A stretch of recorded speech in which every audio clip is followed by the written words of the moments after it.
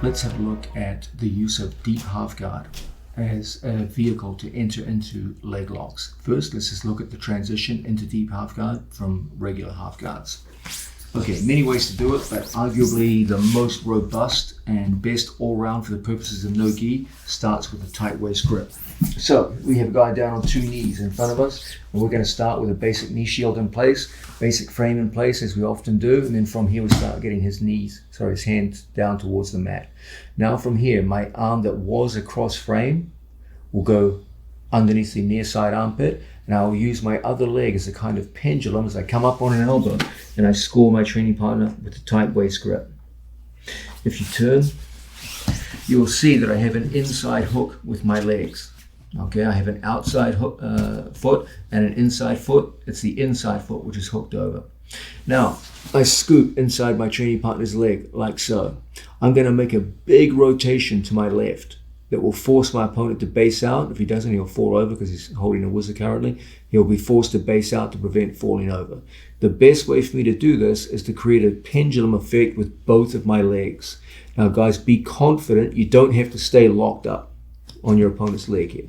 Okay, you need mobility in your legs. Locking a triangle will hold him in place, but it's no way to transition into the position that we want. So we need some flexibility with our legs here. We open them and create a kind of a swinging pendulum effect. Be confident that you can hold them in place because you have such tight contact with your two arms. So you don't need tight contact with your legs now.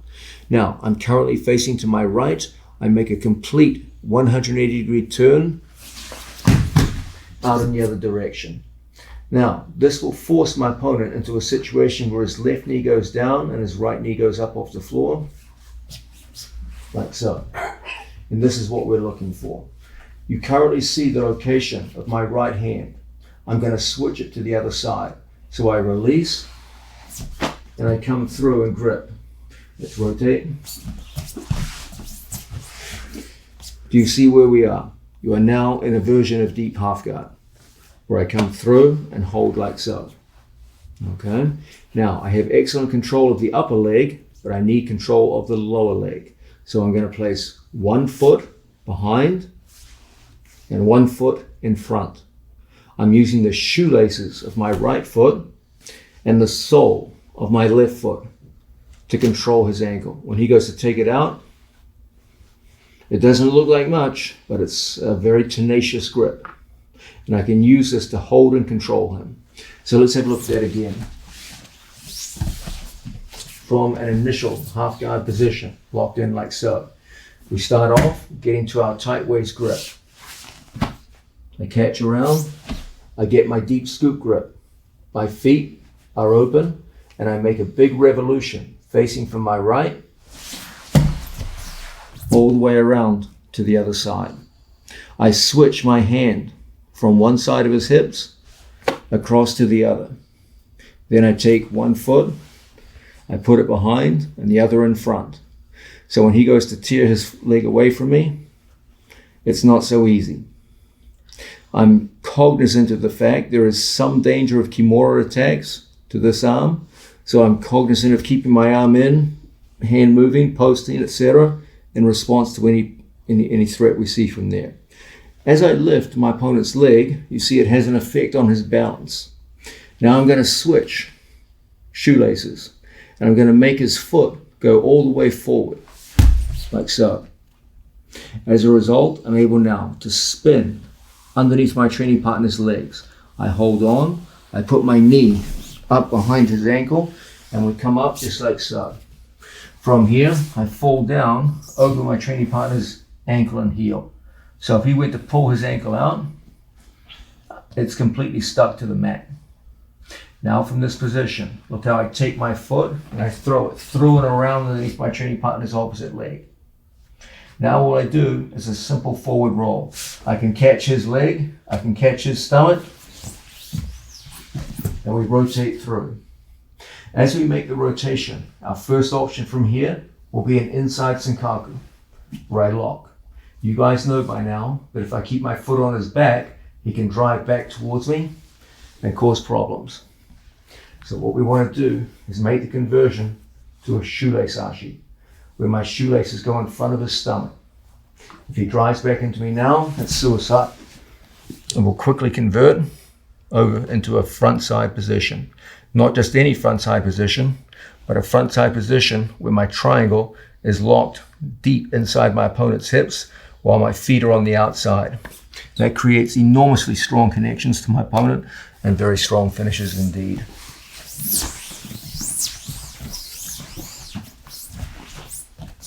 So, from an initial half guard start, we're working from in here. Look how I set up, catch, catch. My two legs pivot all the way, facing from right around to the left. My arm comes through and catches on the opposite leg. Initially, I catch the heel. He goes to pull away from me. It won't be easy. I'm cognizant of the dangers of Kimura. I'm not naive and keeping my arm out here where he can start attacking Kimuras. He can get underhooks on me, cause all kinds of problems. So we make sure there's no opportunity for Kimuras or underhooks. Now from this position, look how we lift and switch. I use my left butterfly hook to move him forward and expose the area behind his heel. So we come up and catch. He goes to pull out, it's caught right there in my hip. Now I just cast my foot through and around to the other side. I bring one arm through, catch like a single leg. Second hand goes through. And you've got that same single leg position that we looked at earlier. We go through and lock. From here, I rotate him over, and we're in one of the strongest breaking positions in the sport.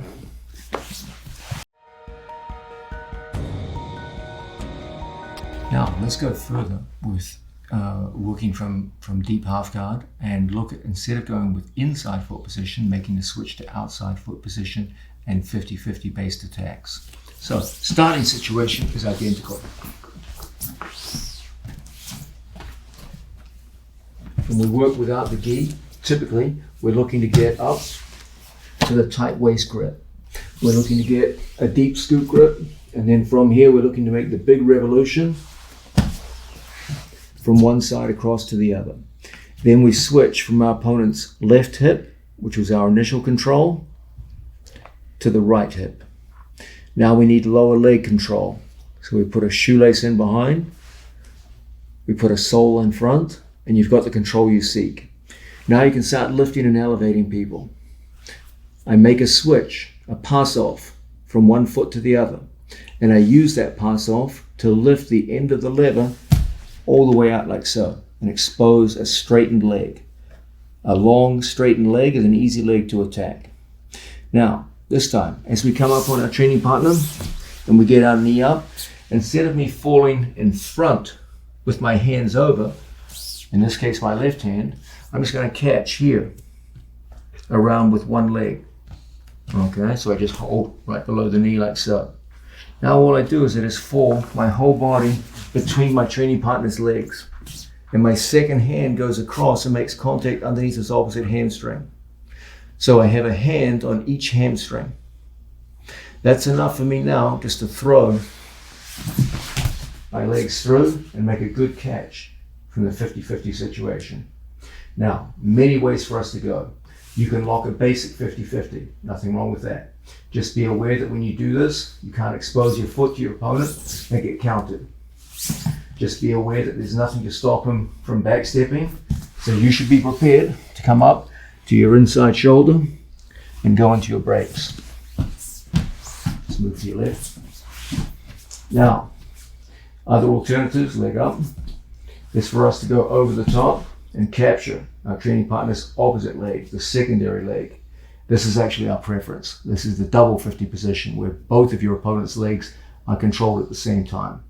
This creates very, very strong breaks and creates a situation where your opponent has to react to the control of the secondary leg, and this takes time.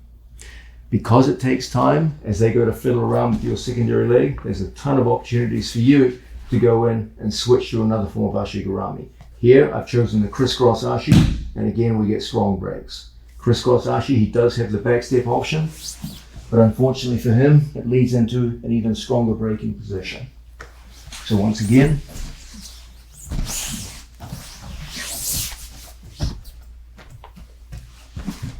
from an initial half guard type situation, we're working down like so. We come up, catch, and rotate through. We get control of our training partner's foot. He goes to pull out, it won't be easy. Now we make a simple pass off and come up. I lock over my training partner's leg. I use a simple movement around the leg. I just hold on with one arm like so. If he goes to yank his leg out, it's almost impossible. There's so much body contact, it's almost impossible. Now what we do is just roll around our training partner's leg.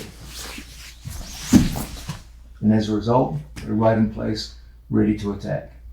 Here I've chosen the basic 50-50 option. I'm aware of the fact that he can back step out. So I come up to an inside shoulder and drive into the finish.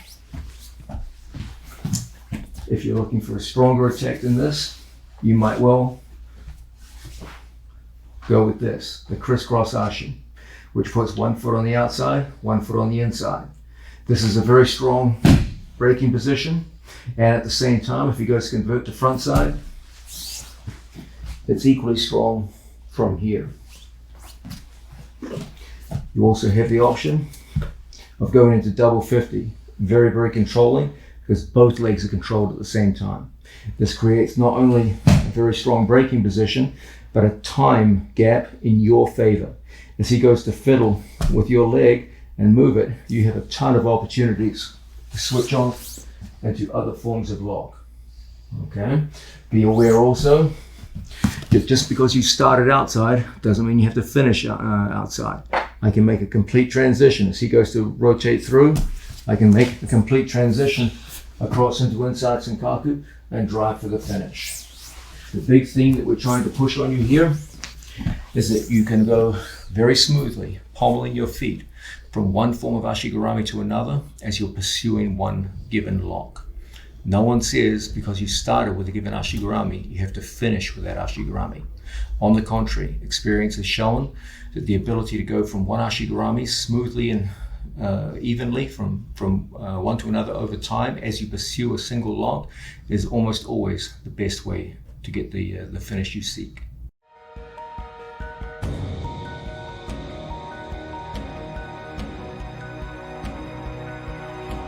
A question I'm often asked is, okay, I see you and your students doing these leg locks. You're rolling, you're inverting, you're moving around the mat.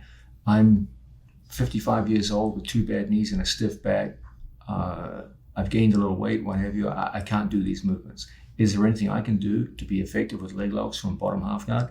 The answer is absolutely yes. You don't have to be able to invert and spin and do all these things. These are good qualities to have. They certainly make it easier. But there is at least one highly effective entry which you can use when perhaps you don't roll and invert very well. I know when I came back from my hip replacement, I couldn't do any of those movements, but I was still able to hit this version of leg entry within a fairly short time frame after a hip replacement. The movement doesn't involve you coming up on the points of your shoulders or folding your body over itself.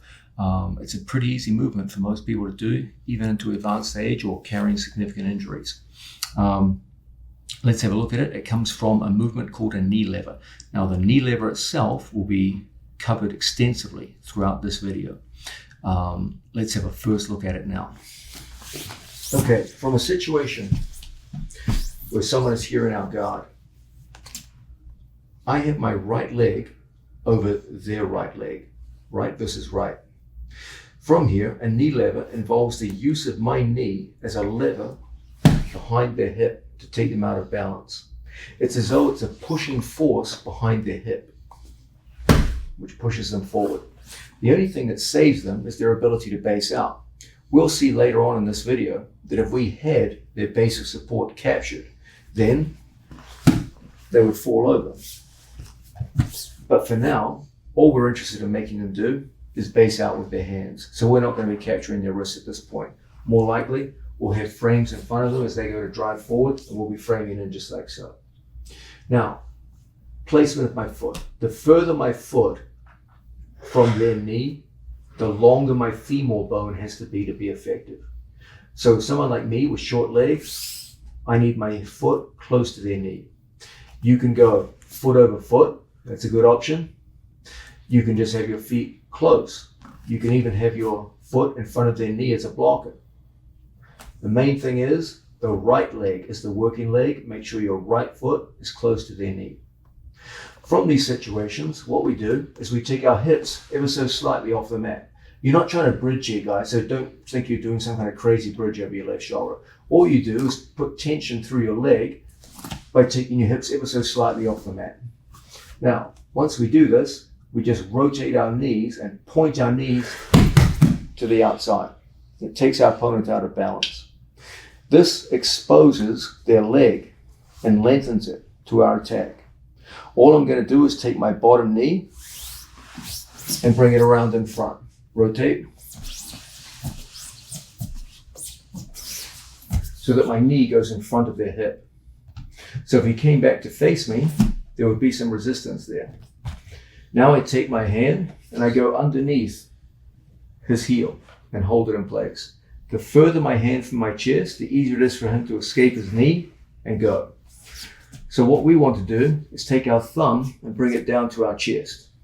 In many cases, we'll reinforce it with the other hand. What this creates is a very small hole for his foot to go through. And what usually happens is his foot catches on our chest and bicep. So when he goes to rip his leg out, it's almost impossible. And now, with just minimal athletic ability, if any athletic ability, I just make a small turn over my training partner so my knee is on top of his hip. This makes it really easy for us to throw our legs in a variety of ways into our training partner's legs and form an ashigarami connection. Now, if my training partner just straightens up and faces the camera, move around this way to face the camera, you will see that I have a foot in front of his thigh and a leg behind the opposite thigh. Hands back down to the floor. So when he goes to move his legs around and twist and turn and do all those things that people do to escape, he's completely shut down. This gives me more than enough time to transfer his foot from my right armpit to my left armpit. And as a result, we can go through and around and get into a very strong braking position. So let's demonstrate all of that from another angle.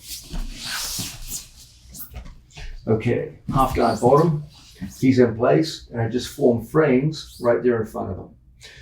I'm thinking to myself, I don't have the athleticism required to spin underneath this guy and invert, so all I want to do is get his body weight off me. So we hit a movement that anyone, regardless of age or athletic ability, can hit, a simple knee lever.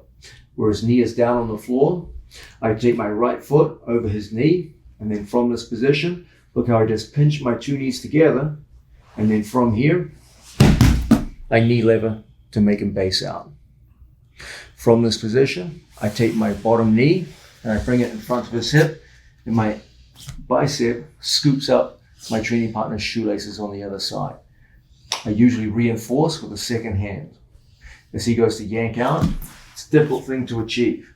Now, I pass my legs through. First option, we go into double 50, where I take my two legs, one goes over his leg, one goes inside. So when he goes to twist, turn, move out, back step, and do all those things that people do, it's very, very tough. In the time available, we transfer the foot across and go into a heel hook. Now, in that amount of time, an experienced opponent might well be able to push on my foot and clear it off. If you see that happening, don't be intimidated. Just take your foot and lock it to his buttocks so that when he goes into the predictable back step, you just go into another braking position, the crisscross ashi. And then from here, we bring our hips up and over our training partner's knee and drive forward into a very strong finish. From another angle.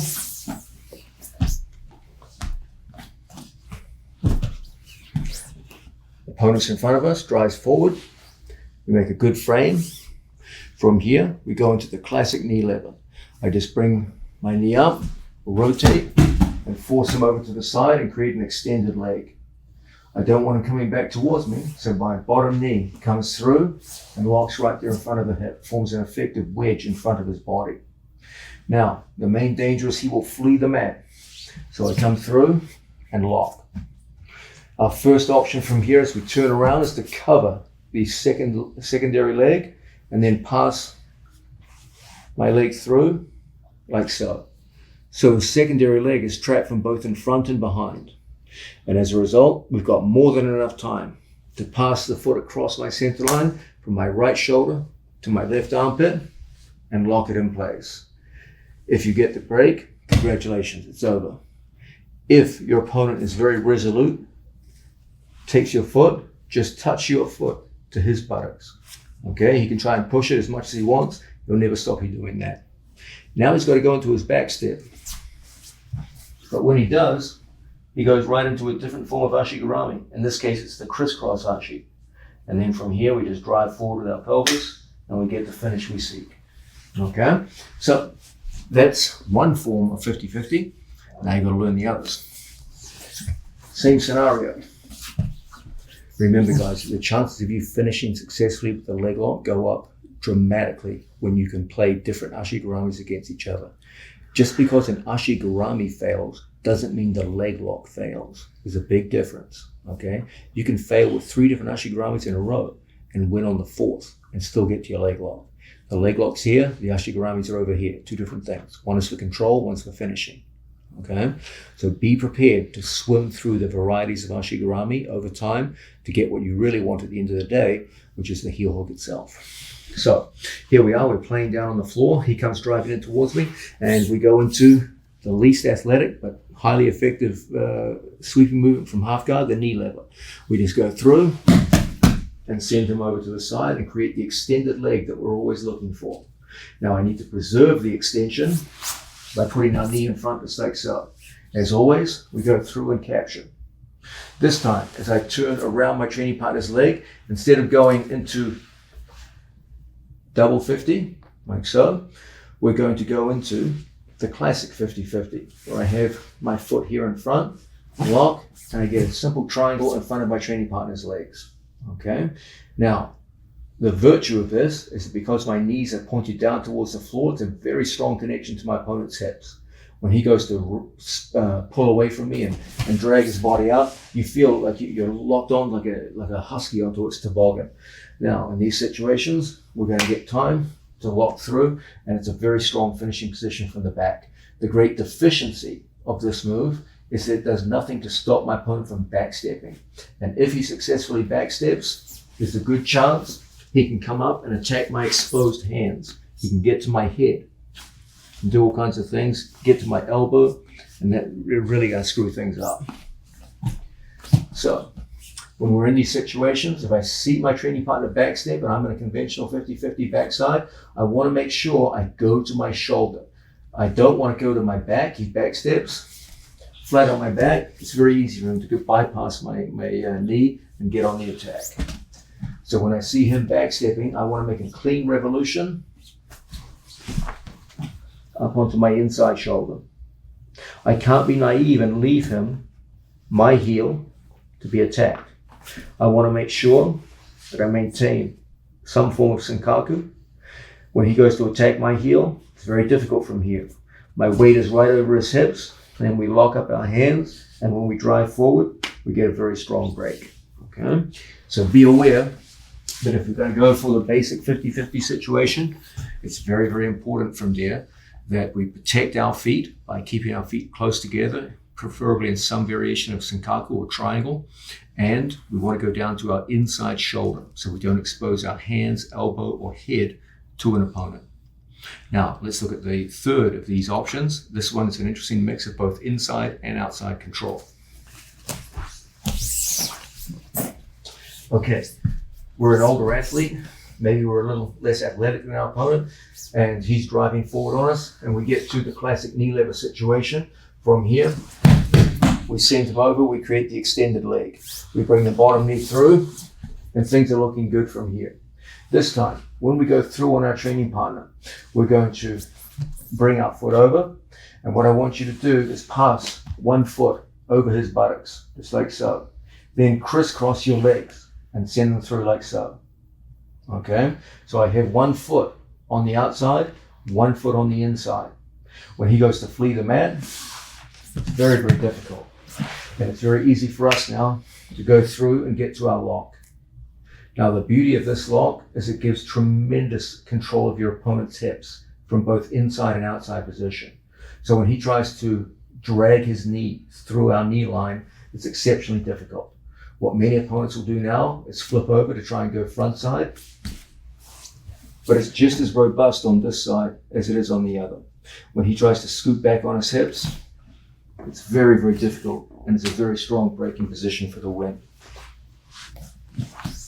So between all of those options, you're going to have a lot of success working from the knee lever into the heel hook.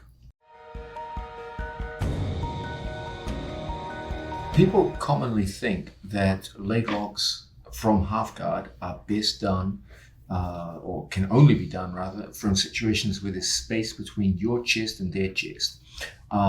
It's natural that they should think this, because most of the best entries into leg locks involve some form of shield with knees or frames that creates a little bit of space for you to spin into and invert and get into your opponent's legs.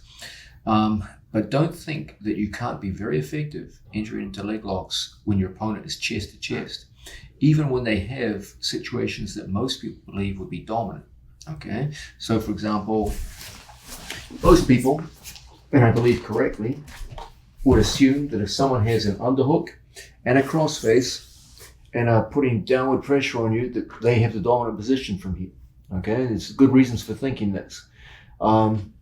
But even from unpromising looking situations like this, you can start to get into leg locks.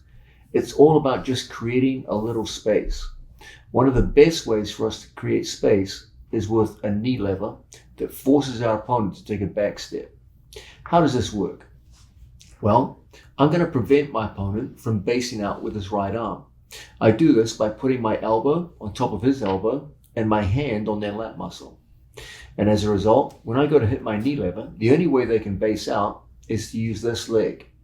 So I hit a quick knee lever that forces them into a back step to preserve their balance. Then from here, I take my knee and I bring it up towards my own chest.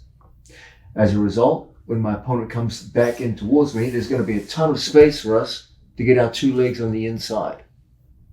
And as a result, from here, it's going to be very easy for me to bring my hand in front and use this thumb post in the armpit and this hand here to create an off balance off the opposite shoulder. Now, this is a happy marriage of the fact that there's not many happy marriages out there, so this is a rare example.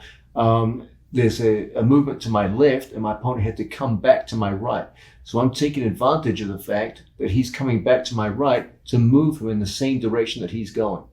So I just get my two hands in towards my training partner's shoulders, and now my two butterfly hooks start that action of moving my opponent out in that direction. Now my hand goes through underneath my training partner, and you've got a ton of space now. Put your hand out. Mm-hmm. We've got a ton of space now to put my hand through and start looking for my single leg attack. So my hand goes inside, and then from here I push off my bottom foot, and I focus on getting to this position here. Now guys, there's a detail here which is of the utmost importance for your leg locking from this position. This is my right knee wants to go behind his, like so. So look how when I punch in, my whole purpose is to knock him forwards and get my knee right behind his, like a true Kani Basami. I'm pulling down with my arm and pushing with my knee, so there's a fantastically strong connection. So when he goes to yank out, it's locked in place, and that's going to make for a very good entry into my training partner's heel. You got a ton of different options now. You can go for variations of inside Senkaku. You can go for the squad favorite, crisscross ashi.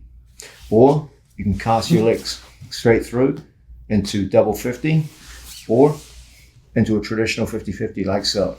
All of them are great options, okay? So essentially what we're doing here, guys, is we're tying together the idea of a knee lever to create space with a single leg butterfly entrance, which is all things considered my overall favorite method of entering into the legs from bottom position. There's a ton of good ways to do it, but that's in many ways the most robust across a wide array of circumstances.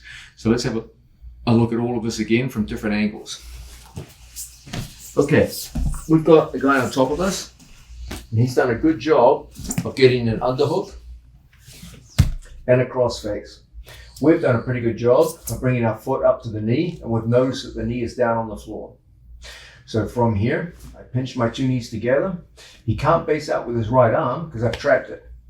I'm not hooking around or anything crazy like that. I just put my hand on the lat muscle and my elbow traps his arm in place. Now I hit a knee level by taking my ass just an inch or two off the floor and pointing my knees and forcing him into a strong back step action. Now I bring my knee up here into my chest. As he comes back, watch my bottom leg, it curls back, so you got butterfly hooks. Now my second hand goes through and across my training partner and I double thumb post in the armpit so that I can start an action of lifting my opponent in the same direction he came back towards. Now I come through and my whole intention is to get my right knee in behind his knee. Look how I come in elbow deep on the leg and catch. So when he goes to pull away, there's such a tight connection that it's very, very difficult indeed to pull away. As we lock up, we've got a good bite on the heel. I look at my opponent's reaction. If he backsteps right from here, I would just stay with the inside Senkaku for the break.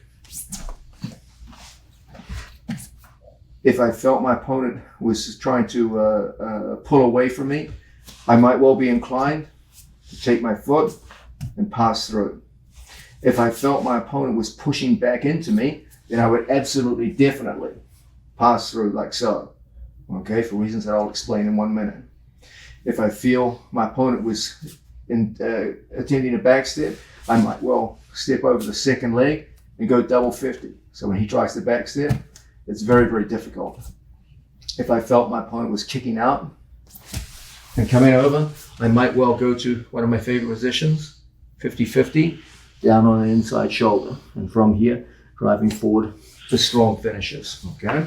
Those are all great options, depending upon what you see unfolding in front of you. So once again, we've got an opponent here in front of us. He's done a good job of going through and getting to what most people consider dominant position. We come in, we get elbow over elbow, and we hit that good knee lever out to the side, forcing him into a big back step. Now, hand goes in, knee comes up. He goes to recover, and my 2 feet come in as butterfly hooks. My hand fights across, and my 2 thumbs go right into his armpit. So you've got a double thumb post. Now your whole thing is to lift him not so much out to the side as over your right shoulder, like so. And it's from this position that we catch and spin. From this inversion, my knee comes up over his knee. So when he goes to flee, you've got a great bite. From this position, the biggest danger we face, this is the point that I raised earlier, is an opponent will push back into us. The great problem, the great deficiency of inside Senkaku and backside finishes, it's a great way to finish frontside. When you're backside, I need an ability to push into the back of his leg, preferably close to the knee. That's very important, so I'm going to say it again. In any backside finish, one of the most important prerequisites of success is that I can push into the back of his leg, preferably close to the knee. Inside Senkaku does not do a good job of this. So when my opponent pushes back, you can see his leg straightens, and I don't really have much ability to push back into him. That's when putting my legs through makes a big, big difference. The crisscross ashi, when he goes to push back into me, makes it very easy for me to push right back into him. I'm pushing into his one leg with the strength of 2 of mine. And as a result, when he tries hard to push back in, go, he'll never do it. And from here, the breaks are fantastically strong. You can do similar things with any version of 50-50. Okay? He goes to push back into me. I'm pushing right into the back of his leg, close to the knee. The break is there. Even the good old-fashioned 50-50 like so does a good job of it. Okay? Inside Senkaku does a poor job of it. He goes to push back in. I got nothing to push with. It makes my knees face the ceiling. And from there, I'm lost. But when we go through here, he goes to push forward, I can point my knees at the floor and completely shut him down. Now, one good thing about inside Senkaku, you can take your feet from the back to the front. He goes to push in. You can corkscrew him and convert it from backside, which is not very good for inside Senkaku, to front side, which is extremely good for inside Senkaku. And from here, get into your breaks. One more time. Guys on top of us, he's got good position. We go through, we hit that initial knee lever that forces him into a back step. I bring my knee to my chest. He comes back towards me. Now I've got 2 feet on the inside. As we wrestle in this position, I bring my hand through. I start that action of lifting and tilting, bringing him over to the side. Now my hand goes across, and there's that good bite on our training partner's leg. As we go through and get our grip, what we really want here is the ability to push back into his legs. So he tries to come back. Crisscross Hashi does exactly that. Now he can do whatever he wants to push back in, won't do him any good at all. And from here, you've got fantastic braking pressure.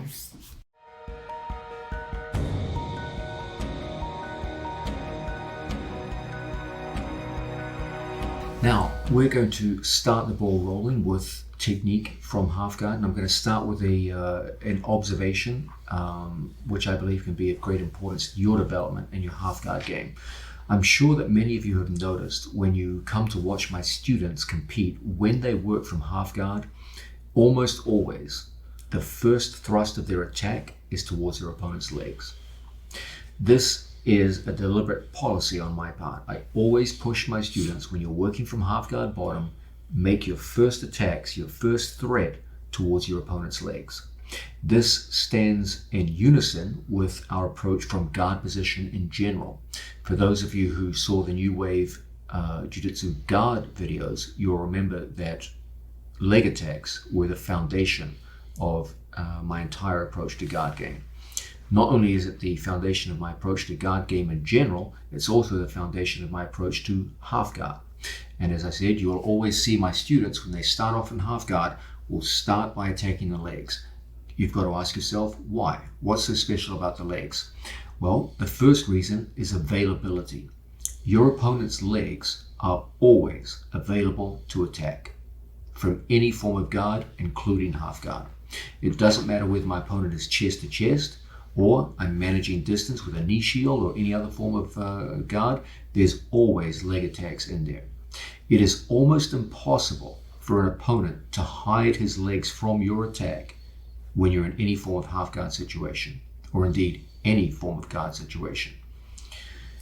Because the legs are so readily available, it makes sense to make them the initial focus of your attacks. If they can't hide the legs, they're always there, then if you get good at attacking the legs, you've always got a target to shoot at. This stands in distinction to submission like triangles, for example. The triangle can be done from half guard, but it has to, the circumstances that would make it possible have to be very carefully managed. It's not something you can just go straight to under all circumstances. So that's why I favor leg attacks right from the start. Make that your primary focus. The second reason is, once you get really strong at leg attacks from half guard, it puts your opponent in a very reactive mindset. When they come into your half guard and they've felt the danger of your leg attacks, they're much more worried about your leg attacks than they are worried about passing your guard. So mentally, they're all thinking, okay, where's the next leg attack coming from? And they're more concerned about what you're doing to them than what you are doing, what they are doing to you. This is a very, very big advantage in any kind of combat sport. When the other guy's more worried about you than you are about him, this is a wonderful, wonderful state of affairs for you. So by having strong leg attacks, they're always available. You've always got a target to shoot at. It creates a mental situation where you're proactive and your opponent is reactive. These are huge advantages. Thirdly, when you get strong at leg attacks, many of your opponents will adopt a posture which facilitates defending leg attacks. Often this involves sitting back to their buttocks. Why? Because when they sit back to their buttocks, they can use their legs in unison and let one leg defend the other. Okay, so if my right leg is under attack and I sit on my buttocks, I can use my left leg to come through and defend. But this comes at a price. When you commit your buttocks to the ground, it's very easy for the person who was playing half guard to come up and score a reversal. So many of these standard defensive maneuvers to leg locks put your opponent in a position where it's very easy to score reversal points. By creating that constant threat on the legs, where opponents have to either go into a reactive mindset where they're not really engaging with you, or they're putting themselves in compromised positions and stances and postures where you can score reversals, you start to get a kind of double attack, where you either get the leg submission, or if they go in to defend themselves, you get the sweep points and get up on top of them. Considerations like this make leg attacks the foundation of my half guard bottom game.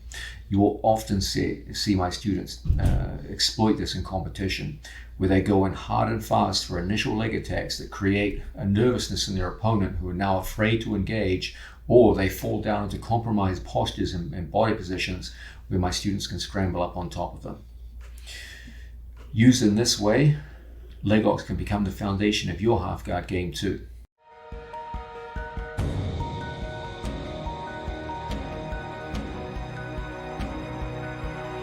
Now, we've been through a lot of half guard material, and almost all the material we've seen so far involved chest-to-chest situations where our opponent's hips and chest face down towards the floor. There's a reason why, because that is the more popular and all-round one of the more effective half guard top positions. Nonetheless, many opponents favor the idea of going into a sit-out, where their chest, instead of facing directly down towards your chest, will face back towards your hips, and they will sit down on a hip. This has some very good effects for the person on top and makes it a popular position among many half guard passers, either as a passing position in itself or just as a temporary holding position, and they switch back and forth from one position to another.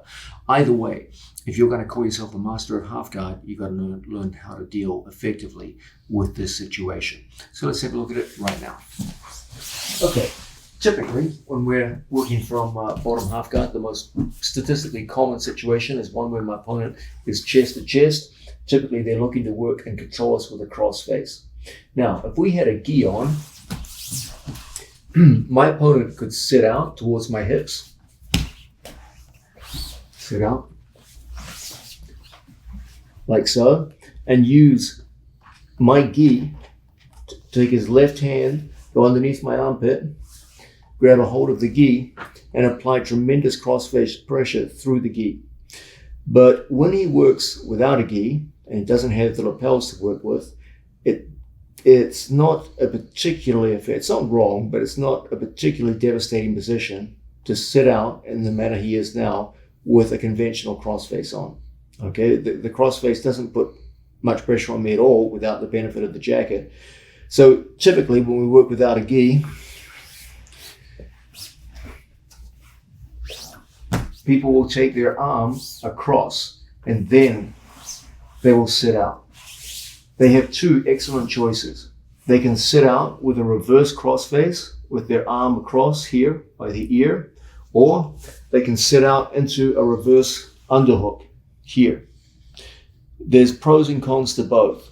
The reverse underhook is very good insofar as if I turn into my opponent, I will expose my back.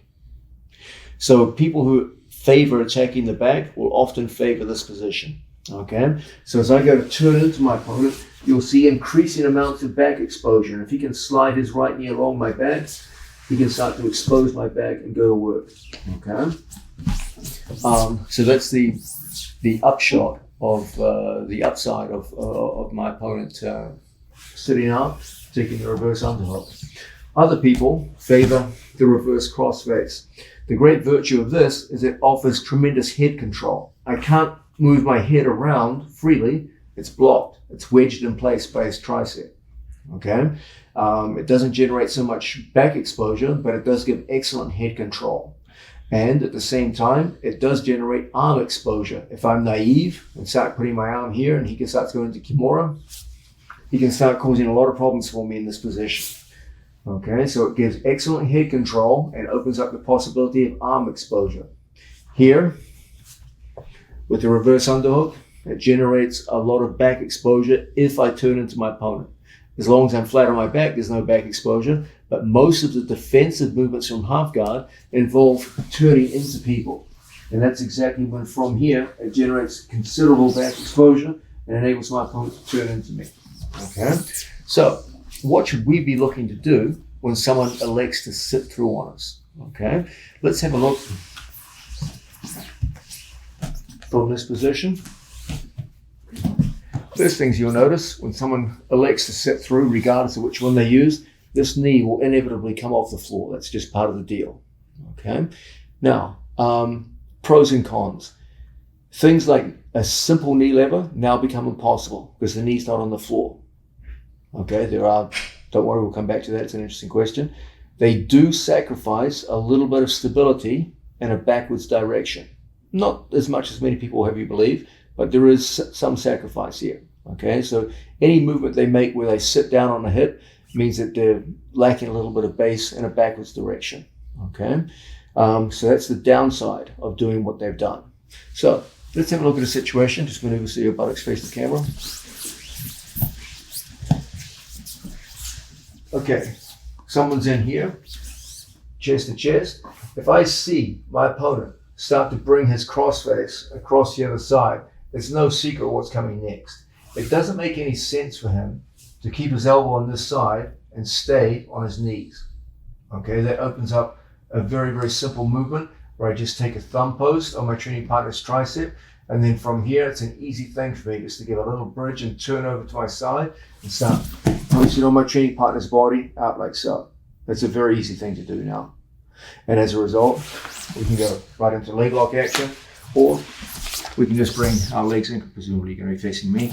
And from here, just bring our legs back in and recover guard very, very easily. Okay, so if he's going to bring his crossface from one side to the other, from crossface to reverse crossface, it makes sense for him to sit through. So from here, whenever I see my opponent bring the arm across, there's a time gap where it goes across my head.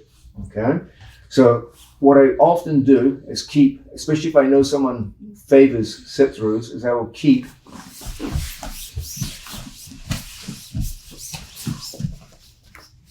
my hand posted like so. When I see my opponent start the action of sitting through and bringing the arm across, there's going to be a perfect time for me now just to take my hand and come up onto my shoulder. And as a result, his center of gravity goes up and off my body. That creates the perfect time for me to bring my bottom knee right back into play. Once my knees pinch around my opponent, you have the choice between bringing your foot across in front and going for outside heel hooks, or bringing your arm through underneath and bringing the forward leg around the corner and going across into inside heel hooks. And from here, going into our break. In general, we favor the inside heel hook over the outside, and so this would be the more likely option we would take. So once again, starting off like so. I thumb post right in here. So at the second my opponent goes into a sit through, you know what he wants to do. If the arm goes across, I just bridge and turn, performing something between a bridge and a shrug. Then from this position, I just bring my knee up and pinch my legs around. So when he comes back to turn and face me, there's an obstruction there. I dig my hand through and around, foot goes in front, second leg goes around, and we find ourselves in the perfect position to counter. Now, what if you don't like leg locks as an option and you just want to engage in a more conservative kind of approach? Again, I thumb post. When I see my opponent go into the turn, we just hit a reverse shrug. And you find now your bottom knee can come inside. So my knee was behind him. I just pummel it through and bring my knee inside. As my opponent comes back to face me, he comes back onto our knees. And as a result, we're right in position to go back into butterfly guard. So here we are, half guard bottom. My opponent is on top. I know he favors the sit through, so I thumb post just like so. As he goes across, you know what he wants to do. He wants to prepare to sit through, to bridge through like so. Instead of bringing my bottom knee in front, I bring my top knee in front. So as he comes back in to face us, my 2 feet go in, and we're in perfect position now to attack from butterfly guard. So a simple thumb post, which takes advantage of our opponent's switch from crossface to reverse crossface, is the first and most conservative response to our opponent starting to sit through. Now we're looking at the potentially tricky situation where the man on top sits through on us, changes the orientation of his hips, and any change in orientation of the body requires a different response on our part. We've got to know how to deal with this. Let's look at a move which we've used throughout this video, the knee lever. Now you're probably thinking this is curious because knee levers apparently only work when the knee is on the floor. So the whole idea of a sit out is that the knee comes off the floor. How does this work? Let's have a look at it right now. Okay. Classic knee lever situation. My opponent's knee is on the floor, his chest is square to me, and this is the perfect time for us to hit a good knee lever that tilts our man over.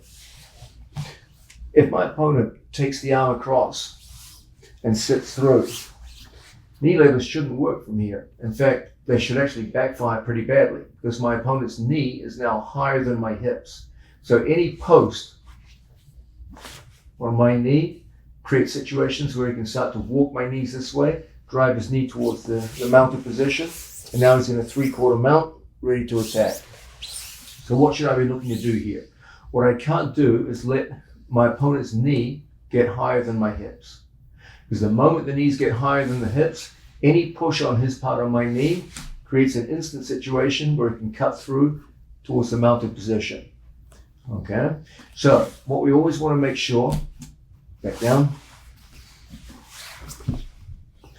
when our opponent switches across and sits through, we always want to make sure our knees are on top of his knee, here. If my knee is below his knee, nothing good comes out of this.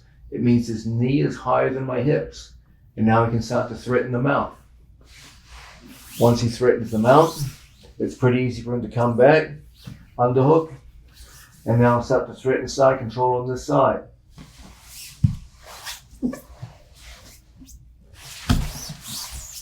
Like so, okay?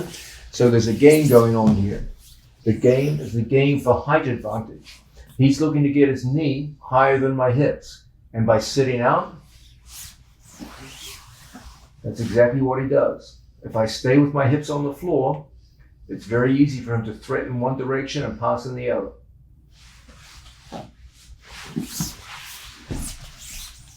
So, whenever I see my opponent go over the top, hit a crossface, and sit out, I make sure, initially at least, I keep my knee on top of his knee. His whole game now is going to be to post on the knee and push it below his. Okay? As I do this, I've got to be careful. If he goes to post on my knee and I go to take it off, he can go kimura and cause new problems for me. So I can't be naive here. When I see my opponent sit out, he comes across, sits out, I first focus on getting my knee above his. Now, my first movement is to take his knee back down to the mat. How do I do this? I take my two knees, I pinch them together, and I just point them over in this direction. It's a weird looking knee lever. Normally knee levers are done with your feet on the floor, not this one. I just pinch my two knees together, make a strong resistant body, and then from here I just point my knees over and his hips follow. As soon as he gets there, I post on my training pit on his hips and switch them. Now I'm in the perfect position to go in on the attack. I take my 2 feet, lock over his, and hit that same knee lever that off bounces our opponent and takes him over to the side. From here, we go in on our training partner and we start that action of thumb posting and coming up to an elbow like so. My whole game from here is to get underneath my training partner's arm. As he comes back with his wisdom, you're in a situation where you have the same head height He has the advantage in hip height, but you're in a position where you can heist, and you have this underhook. As we both go to scramble up together, you find yourself in a situation where you can always get in on your training partner's ribs and hips and lock in like so. As he gets to his whizzer, you're so far behind him that he has a back whizzer. Okay, that's not really what he needs. A front whizzer to hold me off here. I just put my outside leg up, then I walk around to the other side, and I've got what I want. Back position, back exposure, and we're ready to play. I'm sure you guys remember from earlier in the video the difference between a front whizzer and a back whizzer. Let's quickly go over that now. If I have a tight waist on my opponent, his hand is in front, hands on the floor.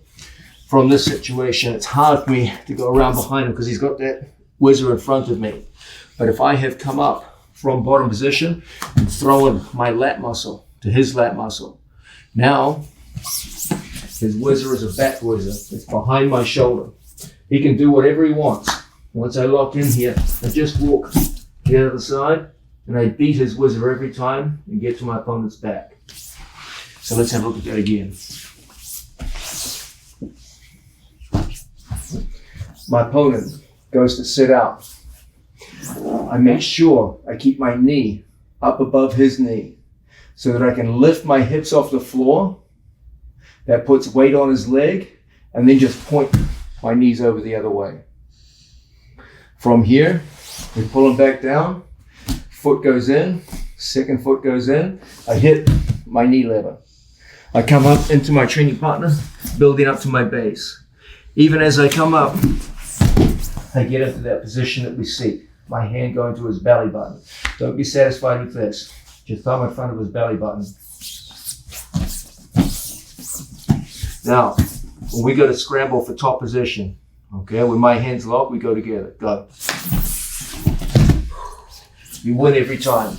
Not because I'm any good, but just because I had an unfair advantage. Okay? It's like winning a race where you started far ahead of the other person. It's not because you're faster, it's because you started earlier. Okay? You had an advantage at the start. So, here we are. I see my opponent's arm come over.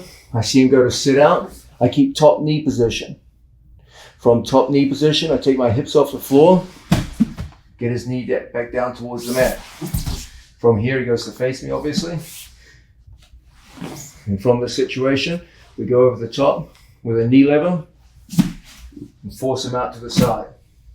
We get that hand posting up on our training partner so we can come up to an elbow. From this position, we're underneath him. Look how I heist. And I turn my hips in, and my thumb comes to his belly button. And as a result, we're behind our opponent with considerable advantage. This is an excellent way to use a double knee lever to get behind an opponent out of half guard. The beauty of sitting out from the point of view of your opponent is that it can potentially give them an advantage in the height of their knee over your hip. And that will greatly facilitate your ability to go over either one of your opponent's hips, either into the mounted position or to either side. So let's have a look at how we might counter this with butterfly hooks. When my opponent's flat on his knees, chest to chest, he has no real advantage in knee height. But the minute he goes into a sit out and goes through, he has a substantial advantage. His knee is now higher than my hips, so he can immediately threaten to drive across and cause problems for me. He can immediately drive across, change his orientation, and then pass out in this direction. So that advantage in knee height really does translate into good results on the mat. I can't just accept this. When my opponent makes the movement across and starts to go up high, it's important for me that I keep my knee above his knee. Now there's going to be a battle. He's going to use the hand on the hip and the elbow to clear the knee off, or the hand on the knee like so to clear it off. If he uses the hand, he's a little naive perhaps, because it's very easy for me to use my backhand to go through and capture it. Okay, now when he goes to work, difficult. And very easy for me now to use my own legs. Look how I stand on his Achilles tendon. I'm up here above his knee, I stand on the Achilles tendon, and I put my foot in behind my training partner, and I start the action of lifting across his body. It's hard for him to counter because I'm controlling his arm on the other side. And as a result, it's an easy thing for us now to come up and control our training partner's head. Now he finds himself in a truly wretched situation where his own arm is badly caught. It's important for us now that we get our head down to the mat. He can recover his arm position from here and come back in. So it's important that I get my head down to the floor. So when he goes to recover arm position, it's all stuck. Now it's an easy thing for us to start driving across our training partner's body and into potentially winning positions. So once again, we have an opponent here in front of us. He elects to sit out. We start by keeping our knee up above his knee. If he's naive and uses his hand, then I go in behind and capture. He goes to yank it out. It's not so easy. Now, I stand on his Achilles tendon, feed the leg around, and lift and elevate. From here, I go across and get to that initial cross face. From here, my head comes down towards the floor. He goes to pull his arm free. It's not so easy from there. And as a result, we're in perfect position now to tie up our training partner and potentially go in for controls and finishes. Now, an obvious question is, well, what if my opponent's not naive? He doesn't use his hand, he uses the hand properly on the hip and uses the elbow. This is what he perhaps should be doing. So, he goes across, sits out, and from here uses the hand on the elbow and separates the knee away. Okay, so now I can't really get inside and hit the previous move. What do I do under these circumstances? Well, I can't be naive and have my hand fishing around here. Then he snatches my wrist, goes Kimura, and now you're in trouble. Okay, so I've got to keep my hand up here to lessen the arm exposure. Problem is, now there's nothing stopping him from getting the elbow escape to work, escaping his knee, and going on the attack. Okay, so from these situations, watch my bottom foot. I keep my left knee on top. As he goes to clear my top knee off, I find his Achilles tendon. Even as he clears my knee off now, my foot goes in underneath him as a hook. Now from here, he tries to hold his base, and I start that lifting action in behind. Okay, once his shoulders go behind his hips, I just push off the floor. If my feet are off the floor, we both stalemate. He tries to get back up, I try to get up to stalemate. But when I use the floor, we go together, go. From here, you'll always be able to push off. Worst case scenario, your opponent's way bigger than you and just uses his superior weight and strength to come back up on top. The good news is, you just keep lifting him out to the side and your knee comes in. You got back exposure. Off that kind of back exposure, we can send them right back with sumigashi into a good finishing position. So once again, we have an opponent who elects to sit out. Biggest concern, him getting top knee position. That's a big advantage for him. I can't accept that. If he's smart, he uses the hand and the elbow, like an elbow escape. If he's naive and he uses the hand, you can catch it behind. From here, I can't expose my arm to a Kimura. Gotta be careful to keep it safe. From this position, as he goes to take my knee off, look how I find his Achilles tendon. I take my butterfly hook and hook it inside. Even if he went to kick out now, it'd be difficult. And I track my opponent's knee. If he goes to back step out, I track it. I don't just stay here static. He kicks out, goes across side, and pin. Let's make sure this is a sticky hook. If he moves his leg back, I follow. Now, if he tries to drive forward, he's driving forward into that butterfly hook. It's not an easy thing to do. From here, I don't want him circling his arm out. I want to take my forehead straight down to the mat. He goes to circle out. It's tough. From situations like this, we can start the action of locking up.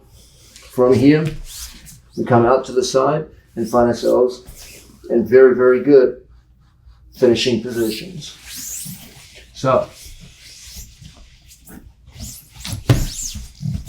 from here, he goes over the top, sits out. I do my best to keep top knee position long enough that from here I can find his Achilles tendon and get my foot inside. As he tries to escape his leg, I make sure I'm ready to follow it at a moment's notice. If he keeps weight on me, from here, look how I use my foot to sweep in the direction where he has very little base. I just lift, cut, and maneuver the head. Pushing off the floor makes for a good movement. If he does circle out, then I just focus on going past the knees on the other side. Okay? The main thing is we destabilize the guy going backwards. Now, I think it's fair to say that would be a best case scenario. I know what you're thinking. Thinking, man, in my life, best case scenarios only come by once a month. Show me some scenarios that are okay, but not as good as that. Don't worry. If you don't knock them all the way over, at least you create space. And that's a positive thing by itself. So, he goes to sit out. From here, battle for top knee position. He's starting to win it.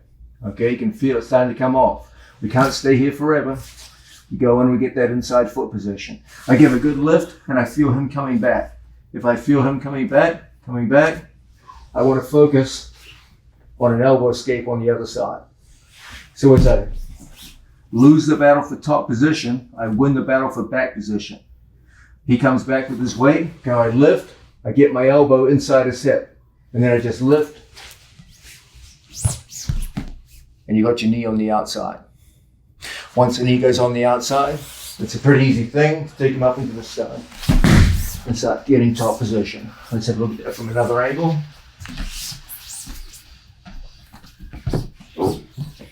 So he sits out. We're interested in top knee position. He's interested in getting his knee on top of mine. There's a battle going on. From here, I capture, foot goes in. I try hard to lift him over, and he comes back strong. My elbow goes inside, lift, elbow escape, and from here, so many ways to go. From another angle.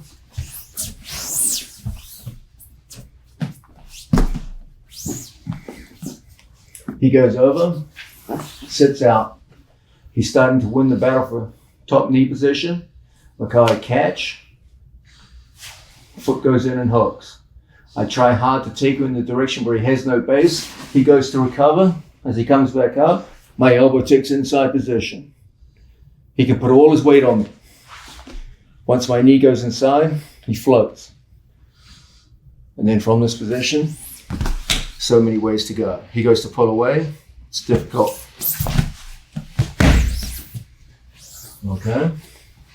Now, what if even that doesn't work? What if this guy is so much bigger than you? You're like, dude, there's no way I'm going to be able to make this guy float over the top of me. It's twice my weight. What do I do now?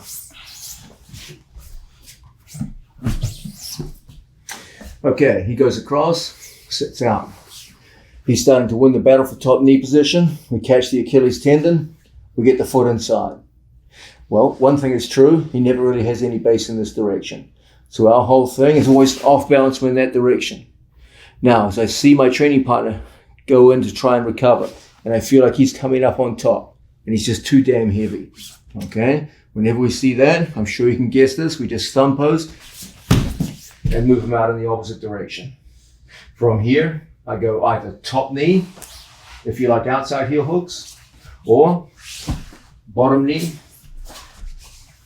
if you like inside heel hooks. And from here we go back into leg locks. So once again, action, reaction now. Big heavy guy on top, sits out. We come down, we catch the Achilles tendon, get the butterfly hook, we lift, and we get flattened. From here, look how I just lift. I use the butterfly hook to go around the corner. From here, around we go, and back into business. So those are some practical ways to use the butterfly hook to get up and out from a challenging situation where your opponent sits out on you. Now, we've looked at a bunch of different aspects of an opponent's sit out in a half guard. Let's look at one of my favorite ways of countering any form of sit out. This is to switch our upper body grips and focus on the upper body grips rather than what we're doing with our lower body, and get to our own reverse underhook and work from there. Okay, let's look first at the problem. We're in half guard. Our opponent elects to bring his arm across.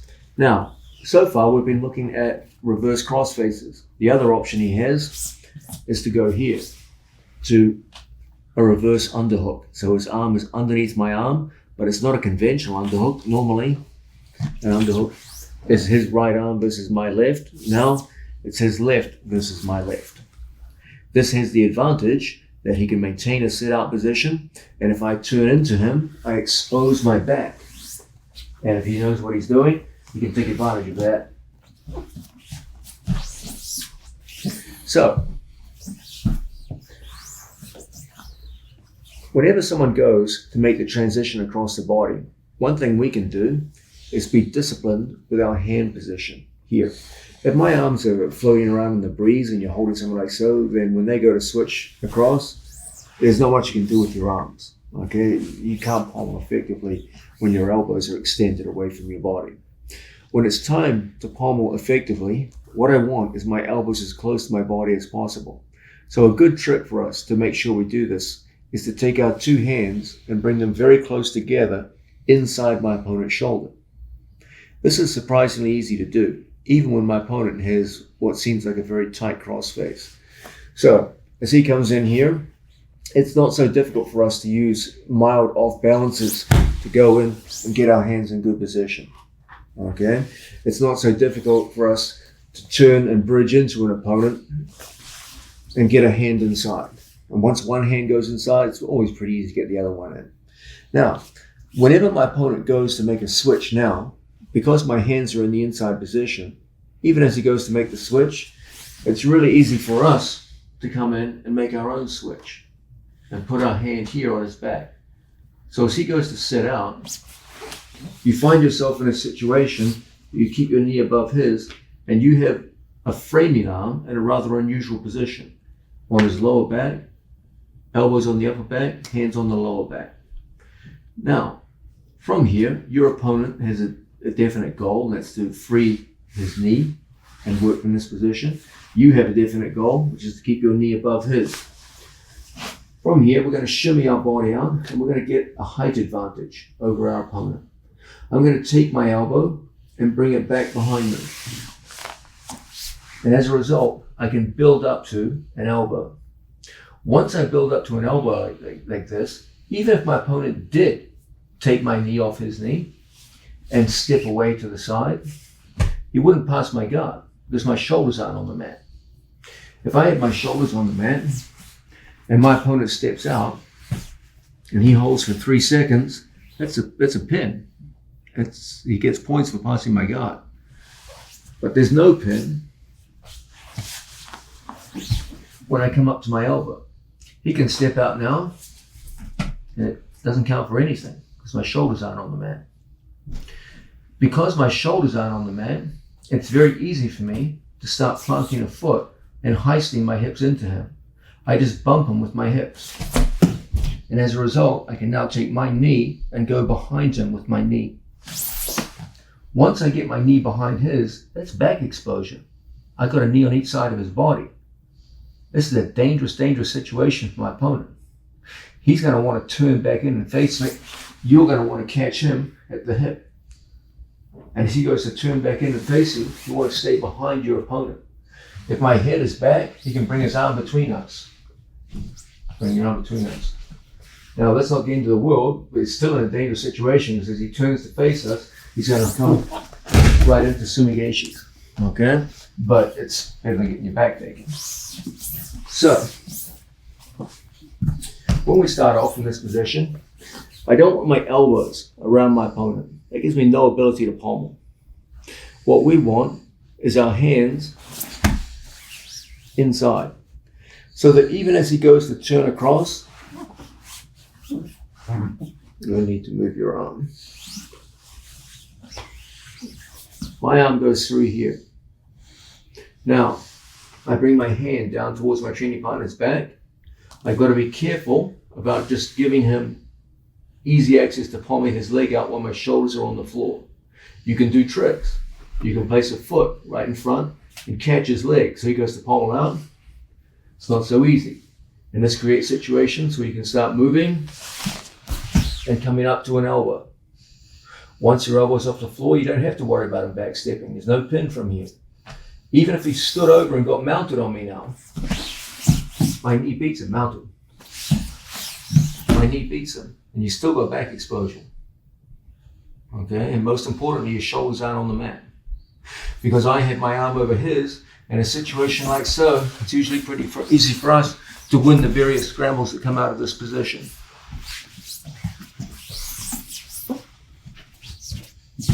So once again, we've got an opponent on top of us. We do a good job of remaining disciplined with our hand position, so that when an opponent goes to bring his hand across, you will automatically get your own reverse underhook on him. Okay, he thought he was going to get the reverse underhook on you. You got it on him. Interestingly, this will work regardless of what his intentions are. He could want to get a crossface, a reverse crossface, or a reverse underhook. It wouldn't matter, because you're in control of where the arms end up.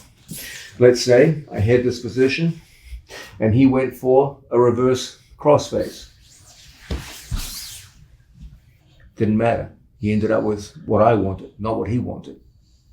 Now, from this situation, we're always looking to come up to an elbow. Move around. If you feel you're kind of stuck underneath your opponent and it's hell to get up, a little trick which I often employ is I just pommel my foot around in front of my training partner's foot. Okay, so I just go foot to foot, just like so. He goes to kick out. It's not so easy. It means I can move his leg a little further away, and it facilitates getting up. Once I get up, I don't really care too much what he does with his legs at this point. He could step right over my legs and what he thinks is mount. Okay, my shoulders still aren't on the mat. And it's easy for us now to bring that knee out and escape. I can do this because my shoulders are not pinned to the mat and I have height, so my hips move easily. If he steps out to side control, it means very little. If he squares his hips up in side control, again, you've got that ability to work with the height of your arm over his. I don't want him stepping around this knee. That's not good. The other knee. That's not good. Okay, but even if you did get around my knee, you have that ability to heist and get up. And that's what makes all the difference. Okay, in these scramble situations, height of head and hips is everything. Okay, and so many ways to go in here and work effectively in the scramble. Thankfully, you won't have to use those options very much, because typically it's easier for you to move in these circumstances than him, because you have less distance to traverse. So, from a situation where he's on top, we're going to start by finagling a hand inside. Once one hand goes inside, it's easy to get the other. Now, I've got my hands in good position. I see him go across. And it's easy for us now to come up and get to this position. Hand on the lower back, elbow on the upper back. From here, we're always looking to come up to an elbow. From here, I heist, I turn my hips down and come out. As a result, my knee beats his hip. That's the whole game. My knee outside his hip. His game is to keep his hip outside my knee. It's good for him, but it's not over yet because my shoulders are off the mat. It's not a dominant position for him. Okay? If my shoulders are on the mat, it will truly be a dominant position. From here, look what I do with my hips. My hips are currently facing the ceiling. If I just try to bump into them from here, go strong. It's hard for me to move them. So my first gambit is always to turn my hips down, like so. He tries to get back. but I have such a short distance to move and so much body weight behind it that it's easy for us now to go in and win. So demonstrating solo from here. First, disciplined hand position. Step number 1. He goes to switch the arm across to the other side. I don't care which one switch he's making. I don't care if he's going reverse crossface or reverse underhook. It's all the same to me. From here, I bring my arm across like so. I create a potential lift with my arm. I extend my legs and come up to an elbow. The first motion is to turn my hips down. Turning the hips down makes it easy to knee slide. Don't try to do all this work with your hips facing up to the ceiling. It feels very, very difficult. Your whole thing, hips down and knee slide. So, you got a tough opponent on top of you. Maybe you've seen him grapple before, maybe you have grappled before, and you know from half guard he favors sitting out on people. You know, it's a big part of his game. So, first thing you're going to do is start pulling your hands inside. It's not that difficult to do. Even when he's got a tight crossface, you can always turn temporarily away from a crossface and go back in and get your hands in place. Now he's like, okay, this is not good. He goes to switch his hands. And your elbow goes over and beats him. What I don't want is coming in shallow with the hand. He goes over, and now shallow with the hand, I get caught with my arms in. I want my elbow free. So when he goes across, I punch the elbow through, so my elbow is free behind him. Now, from these situations, look how we just get up onto our elbow, like so. Currently, my hips are facing the ceiling. That's, if you're very young and strong, you can still get it to work even with your hips facing the ceiling. But when you're an old geezer like me, you need to turn your hips down. Okay, you gotta be more mechanically efficient. He makes a strong body pushing into me. It's hard for me to get up here with my hips facing up. Gotta be very strong for that. So from here, I just switch my base. I turn my hips down. Now, as he tries to come around the corner, my whole thing is to get my knee behind his lower back. Once you get the knee behind the lower back, it's a pretty easy thing. If he's young and fast, and from here, he starts turning to face you, and his knee comes in, elbow comes in, and he comes right onto sumigation. So be aware of that as a follow-up when you're dealing with a faster opponent. That's a great way to use good arm position. Pommel into your own reverse underhook, and use that to counter sit-outs.